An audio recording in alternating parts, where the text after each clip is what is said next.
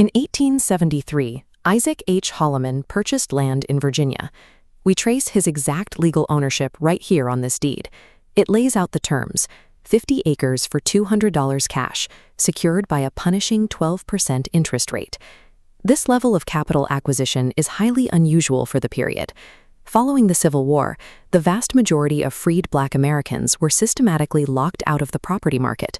Instead, they were pushed into sharecropping, an agricultural system engineered by white landowners to keep laborers trapped in perpetual debt. Which leaves us with a mathematical problem.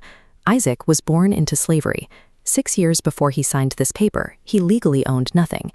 How does a man with zero generational wealth and no legal rights suddenly amass the cash to buy a 50-acre farm? To understand the capital he needed, we start at the baseline of his freedom. Virginia in 1865 was a ruined landscape, both physically and economically. Emancipation did not dissolve the extraction of Black labor. Local authorities and military commanders colluded to keep freed people working under brutal conditions. We see it documented in testimonies like this one, where freedmen detail being thrown into the guardhouse and forced to carry cannonballs without food for resisting.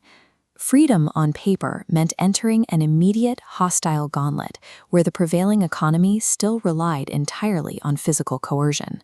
To navigate this hostility and actually get paid for his labor, Isaac had to engage with the Freedmen's Bureau. This was the massive federal agency established to manage the transition from slavery to free labor in the South. We find Isaac here in the Bureau's ledgers, filing a sworn statement for money owed. But the administration operated through endless deflection. The officer passed it along until the trail abruptly stops, writing the case is not under my jurisdiction. A single legitimate request for stolen wages could be infinitely delayed. It fractured into multiple dead-end paths across different departments, swallowed by a maze of paperwork designed to exhaust the claimant. But Isaac didn't stop. These administrative roadblocks show a man relentlessly hunting down his capital, refusing to let the system erase what he was owed. This fight took a severe physical toll. By late 1866, Isaac is recorded miles away at Fort Monroe. The ledgers show him petitioning the government for transportation to an area where he could find work. The specific reason listed next to his name: to prevent destitution. He lived a stark duality. He engaged in a sophisticated legal battle for his stolen wages, while simultaneously migrating across the state to avoid starvation. There is a 5-year gap in the paper trail between Isaac pleading for transport to survive and his sudden ability to buy a farm.